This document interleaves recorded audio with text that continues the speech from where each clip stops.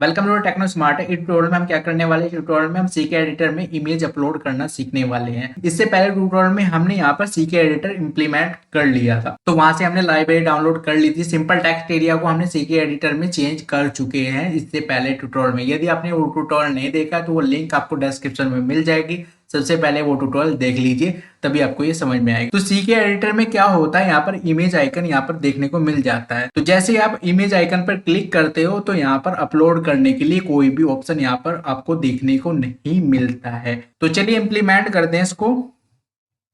Index तो हमने ये हम यहाँ पर कर चुके थे। इसके बाद कोमा, कर्ली ब्रेसेस, स्टार्ट। पहले यहाँ पर क्या दे देते हैं, हाइट ले लेते हैं। हम हाइट ले लेते हैं टेक्स्ट एरिया की 300, कोमा। उसके बाद आपको क्या करना है, उसके बाद आपको चाहिए कि यहाँ पर इमेज अपलोड करने का बॉक्स आ जाए। उसके लिए हम एक प्रॉपर्टी यूज करते हैं, फाइल ब्राउजर अपलोड यूआरएल। यहाँ पर हमको देना पड़ेगा, यहाँ पर आपको क्या देना पड़ेगा, उस फाइल का नेम देना पड़ेगा जहाँ से हम इमेज अपलोड कराएंगे। जिस तरीके से हम एजेक्स से इमेज अपलोड कराते हैं तो यहाँ पर हमें वो नेम देना पड़ेगा।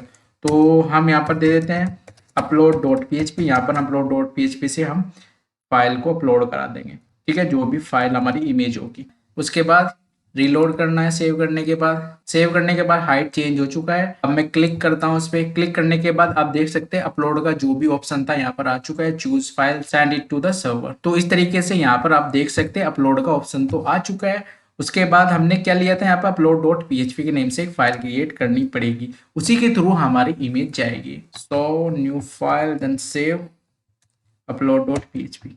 उसी के साथ साथ एक फोल्डर भी क्रिएट कर लेते हैं, तो सारी इमेजेस हमारे सेम फोल्डर में जाती रहेंगी।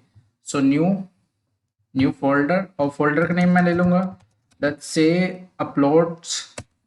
Okay, uploads php if is set $file। क्या होगा उसका नेम, यहाँ पर नेम मिल जाएगा। इसका मतलब है यदि वहां से कोई फाइल सेलेक्ट हो रही है, कोई फाइल वहां से आ रही है, वो सेट है, ठीक है। फाइल अपलोड नेम, तो फाइल अपलोड यहाँ पर हमें मिल जाएगा अगर वो सेट होता है।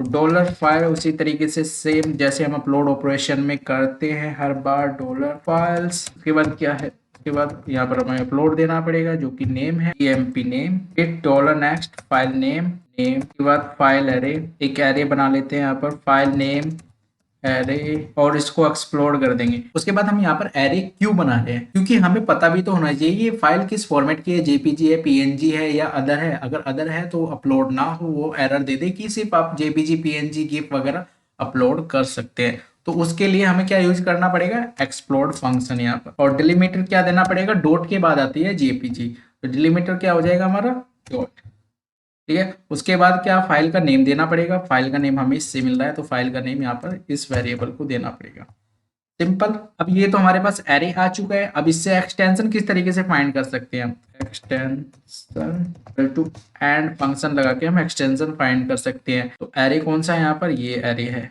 तो इसको हमने इसमें दे दिया। तो लास्ट एलिमेंट दे देगा ये हमें एरे का। तो लास्ट एलिमेंट मिल जाएगा। डॉट के बाद क्या आता है, जेपीजी, पीएनजी, गिफ वगैरह जो आता है, तो हमें फॉर्मेट पता चल गई कि एक्सटेंशन क्या है इसका। उसके बाद क्या होता है, इमेज का नेम काफी बड़ा हो सकता है, तो उसको क्या करते हैं, हम छोटा कर देते हैं, रैंडम नंबर देके एक वेरिएबल बना लेते हैं, $न्यू, ठीक है। रैंड फंक्शन मैंने यहाँ पे यूज किया। उसके बाद डॉट, यहाँ पर डॉट चाहिए हमें क्योंकि डॉट आता है। और उसके बाद एक्सटेंशन, के बाद एक्सटेंशन के द्वारा हम एक कंडीशन लगा सकते हैं, सिर्फ JPG, PNG, JPEG image upload हो। तो उसके लिए किस तरीके से लगा सकते हैं, एक्सटेंशन के द्वारा, extension not equals to JPG, अगर वो जेपीजी नहीं है, जेपीजी, एंड तरीके से एक्सटेंशन नॉट इक्वल्स टू यहाँ पर पीएनजी।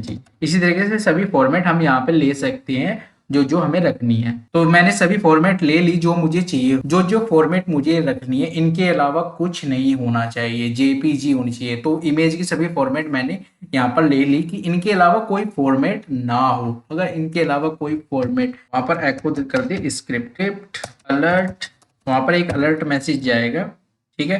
तो अलर्ट में आप कुछ भी लिख सकते हैं, sorry only JPG, sorry only JPG, JPEG, PNG files are allowed, close image property window and try again, कुछ भी आप मैसेज यहाँ पर दे सकते हैं। उसके बाद इफ कंडीशन यहाँ पर ये लगी थी। उसके बाद एल्स इफ, अब ये तो हमने कंडीशन लगा ली कि यहाँ पर इमेज फॉर्मेट ही होनी चाहिए, ठीक है। उसके बाद हम एक कंडीशन और लगा सकते हैं कि इमेज का साइज कितना होना चाहिए, 1 MB होना चाहिए, 2 MB होना चाहिए, कितने साइज तक इमेज अपलोड होनी चाहिए। तो ये भी हमारा फोकस रहेगा।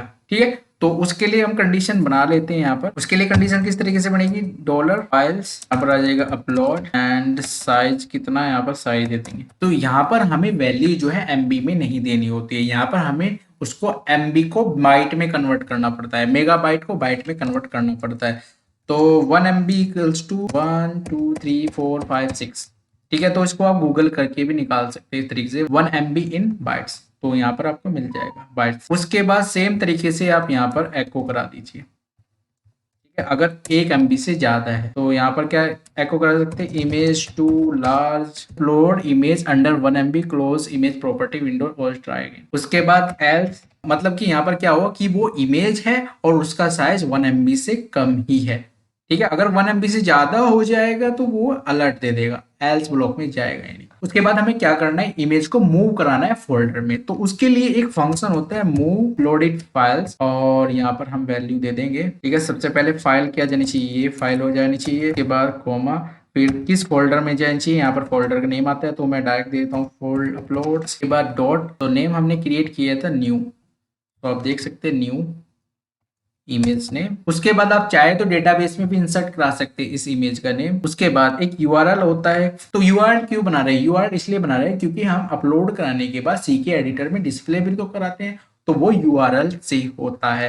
तो यूआरएल किस तरीके से बनेगा, तो यूआरएल बनेगा हमारा, इसको कॉपी कर लेना है आपको, पाथ देना है, मतलब अपलोड फोल्डर का पाथ देना है सबसे पहले तो।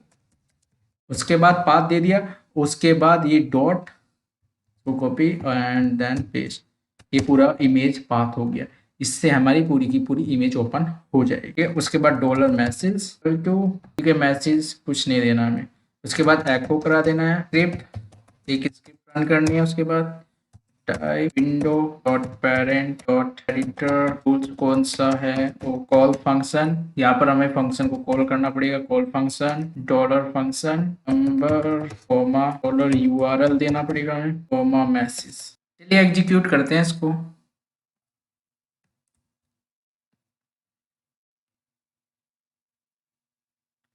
कि अपलोड चूज फाइल, तो कोई भी फाइल मैं यहाँ पे चूज कर लूँगा इमेज, तो ये इमेज में चूज कर लेता हूँ, send it to server. Okay, कोई एरर फाइंड हुई है, undefined variable function number in, okay, ये फंक्शन नंबर, ठीक है, फंक्शन नंबर अभी अनडिफाइंड दे रहा है यहाँ पर, तो फंक्शन नंबर वेरिएबल क्रिएट करते हैं यहाँ पर। ये फंक्शन वेरिएबल रह गया है इक्वल टू डॉलर गेट करते हैं इसमें, यहाँ पर क्या गेट करना है, सीके एडिटर फंक्शनम, तो फिर से एग्जीक्यूट करते हैं, तो फिर से ट्राई करते हैं यहाँ पर। So plot choose file send it to the server, तो यहाँ पर आपको इस तरीके से एक एरर और मिल सकते हैं, इनकरेक्ट सर्वर एरर रेस्पॉन्स। ठीक है, इस तरीके से एक और एरर आपको यहाँ पर देखने को मिल सकती है। तो इसका सॉल्यूशन क्या है, जस्ट आपको सीके एडिटर में जाना है, वहाँ पे config.js होगी, वहाँ पर एक, यहाँ पर आपको एक कॉन्फ़िगरेशन लाइन ऐड करनी है, ऐड कर देते हैं यहाँ पर config.file browser upload method to, क्या मेथड है, तो यहाँ पर हमें मेथड बताना पड़ेगा, ये फॉर्म टाइप है, तो ये लाइन आपको ऐड कर देनी है। ऐड करने के बाद सेव कर लेना है, सेव करने के बाद प्रॉपर तरीके से आप देख लीजिए ये लाइन आपको ऐड करनी है। ठीक है, थोड़ा स्पेस देते हैं, ओके, तो ये लाइन आपको ऐड करनी है प्रॉपर तरीके से। उसके बाद आपको क्या करना है, हिस्ट्री क्लियर एंड कैचे कर लेना एक बार, reload and upload choose file,